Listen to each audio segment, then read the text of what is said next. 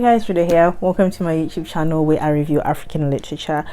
On this video, I'm going to be focusing on my February wrap-up. So these are the books that I read in February, and I read Tomorrow I Become a Woman, and I read A Broken People's Playlist, and also Lucky Girl. So I'm going to be starting with A Broken People's Playlist, and to get out of the way, because this was probably the most heartbreaking book I've read in a very long time, and considering that it's a collection of short stories, I had to pace myself. Starting with the first story literally knocked me out. I was not expecting what I read, and the thing is, I had faith, I had hope that it was going to get better, but it did not. And I kept reading because I was hoping maybe I'm wrong, because the thing is, I saw it coming, it was building up to it. It was more of like, I don't know if you watch Grey's Anatomy. They build you up to something, like you're happy or excited, and then just like that. That's literally what happened in the first story of this book. And when I read the first story, I had to put it down because I just had to recover. When I read the second story, it left me thinking oh my gosh, wow. Number one, inspired. I was like, how can I write a story this captivating? Because the stories, they are so memorable. All of them are very memorable. Number two, I was thinking, all these are different kinds of heartbreak. So there's obviously relationship heartbreaks. There is filial heartbreak, where there's this young man who's sorting the love of his father, but the dad is just he's in another world.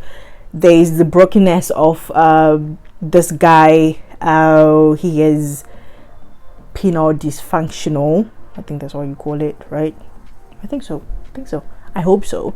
And that's another kind of brokenness. And then you realize that it's because he's been fixed by his wife because he philanders too much. So those were some of the stories that stood out to me, and I would really recommend it. Thing is, I'm trying this new thing where I don't spoil books for you guys, but I think for next month I might have to, because if I don't spoil the book, I don't really know what to talk about. But I highly recommend this collection of short stories. I think this might be after mine, obviously, this might be my favorite collection of short stories. So yeah, this was my number one book for the month of February. For book number two, I read Tomorrow I Become a Woman, and this is by Aiwanose Odafen. I hope I did not mispronounce that. And this book actually overlapped from January to February because it's quite a thick book, and I had to really think about what I was reading. Not that it's a very hard read, but it's just that the characters, they were just so complex. And I'll just read the synopsis just to get us into it. So, on a Sunday in 1978, Obianuju meets Chigozie at church, the perfect place for an upstanding girl to find a husband. Uju is in her late months studying economics at the University of Lagos. Gozie is a journalist 10 years her senior. Crucially, he is Igbo and meets her mother's approval. Months later, they are married, and Uju's life is set on a new course. Over the next 2 decades, Uju and her friends Adaogo and Chinelo must navigate traumas, both personal and political, as they learn how to live on their own terms in a traditional society beset by turmoil. So the main topics which I picked from this book was, number one, marriage. Okay, actually no. To get us into it, the first one was friendship. So we have these three friends who grew up together because the mothers also grew up together, and they're in university. We start off when they're in university, and they have different lives. They all get married, but when they get married, Uju, who is the main character of the book, she gets married to Gozie, who was the it guy. He was like a church guy, the perfect guy. Every girl wanted him, but then he chose her. So of course she was ecstatic. She was excited because this man of God, he was singing in the choir. If you're a Christian, you kind of know this is the guy, the approved guy by your parents, your pastors, even yourself. You might be like, okay, I want this guy. So she falls in love with him, they get together, but then when they get married, even before they get married, the way that he proposed, man, it was weird. They get married, the guy is abusive. Like, it's so bad. I think he is by far the worst husband in all of African literature. I read a few books, okay? Him and Akin from Stay With Me, they go toe to toe, but the abuses, they're quite different. With Akin, he was not physically abusive. This guy, he was like, it was bad. Ada, she also married, I think his name was, I'm forgetting his name. I think she's the one who married Chris. Well, Chris was with Chinelo. She also married a man from a tribe, and he was not a good husband at all. Once they got married, he switched up, and it was not a very good marriage. Then we have Chinelo. Chinelo married a man outside of a tribe, and she was happy. She had the happiest marriage. And I think what the author was trying to portray was that even if you come from the same tribe, or if you're the same religion, or you're the same race as a person that you fall in love with, it's not always going to work. They're not always going to be the right one. Because I think she was trying to highlight how like being tribalist sometimes gets in the way of happiness. So that was one of the topics that I picked up. Number 2, it had to do with motherhood, like filial bond. Uju's mother was the worst. I think this is the one character who suffered more than any character I've ever read in African literature. I thought the girl with the louding voice suffered. Now Uju suffered more. I think she suffered more than anyone I've ever read in African literature, because she went through the worst. Her husband is being abusive. The mom is telling her, you need to go back. You're married now. You know, this is what marriage is like. She's giving her speeches. Your father used to do the same. She left the house twice because her husband was just so bad.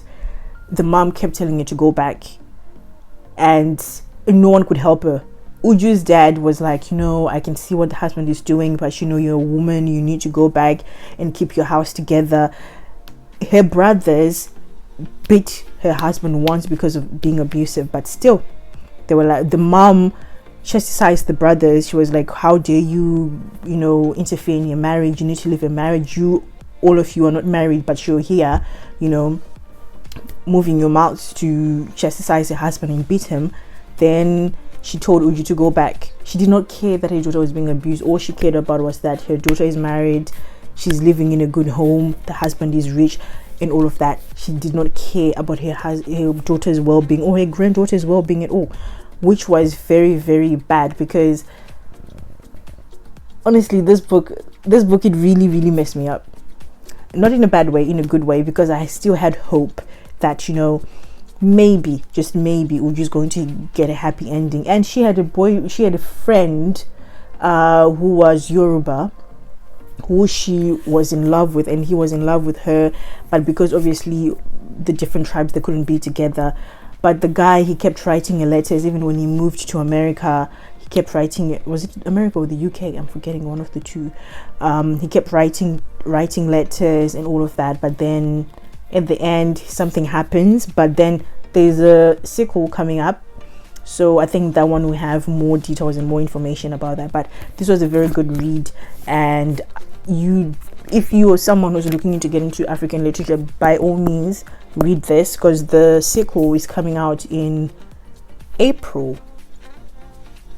Yeah, I think it's coming in April. If it's not coming this month, it's coming in April. So if you start now, by the time you finish, you'll be able to read the sequel. So I really, really highly recommend it. But make sure you're strong enough and you're mentally strong for this book. Last but not least, I read Lucky Girl.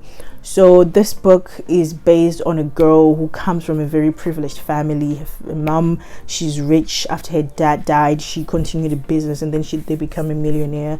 She became a millionaire in Kenya. So the girl, she's privileged, but then her life is not as glamorous as it looks, because the mom, she rules with an iron fist.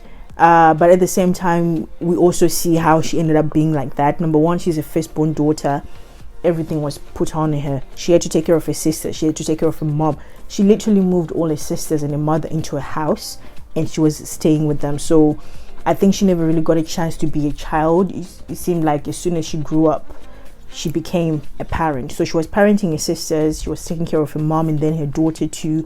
She had businesses, and then her husband died from suicide. So I think it was so much, and she was super religious. So I think that really made her like hardcore. Like she was really strict. She was really strict.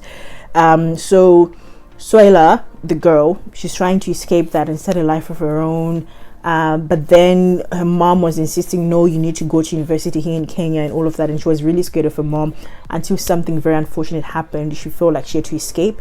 So that's how she ended up going to America. And then when she went to America, she started discovering new things, you know, realizing that she was naive in some cases, especially when it came to racism.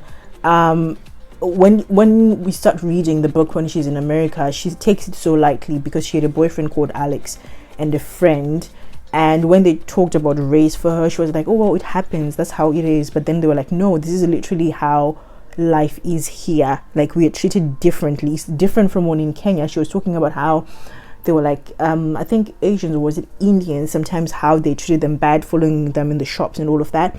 But then the racism in America is completely different because people literally are killed every single day. So it took a while for her to understand how life really was in America. So which really annoyed me, because I was just thinking like, girl, can't you just open your eyes and see exactly what's going on? Like, there's a statement that she said that really threw me off.